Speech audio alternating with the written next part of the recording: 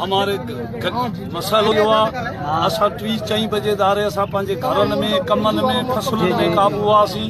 Rangers फौज army वारा जेके हुआ असांजे घरनि जे गलियूं वॾो ॻोठ आहे असांजे गलियुनि में काजी पिया। असांजे ॿाराड़ी जो माल उन्हनि खे झलियोसीं त असांजे गलियुनि में असां कंहिंखे अचणु कोन था ॾियूं। छा मसइलो आहे छा आहे ईअं असांजे माण्हुनि उन्हनि खे रोकियो त उन्हनि ते उन्हनि सिधियूं गोलियूं हलाए असांजा माण्हू धकी कया अथनि मारिया अथनि। 4 लाश पिया आहिनि ॿिया धकी आहिनि ॿिया खणी विया आहिनि। लेडीज़ असांजूं औरतूं धकी आहिनि।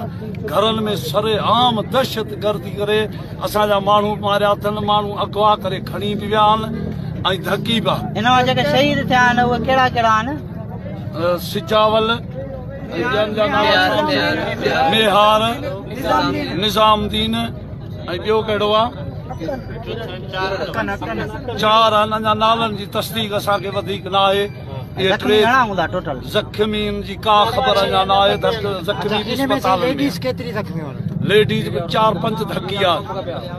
उहे बि हाली त असां कॾनि गाॾियुनि में उठ गाॾियुनि में के डाक्सननि में खणी उहे माण्हू रवाना थिया आहिनि। असांखे का ख़बर असांजो मुतालबो आहे त जंहिं बि ही दहशत गर्दी कई आहे असां सुप्रीम कोर्ट ऐं हाई कोर्ट जे जजनि खे अपील था कयूं त असां सां इंसाफ़ कयो वञे।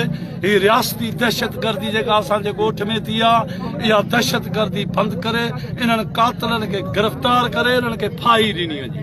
जे न त असांजा कातिल गिरफ़्तार न कया विया तहक़ीक़ात करे इहे दहशत गर्द गिरफ़्तार न कया विया असांजो धरणो ही नेशनल हाईवे असांजा लाश एसी ताईं असां न खणंदासीं।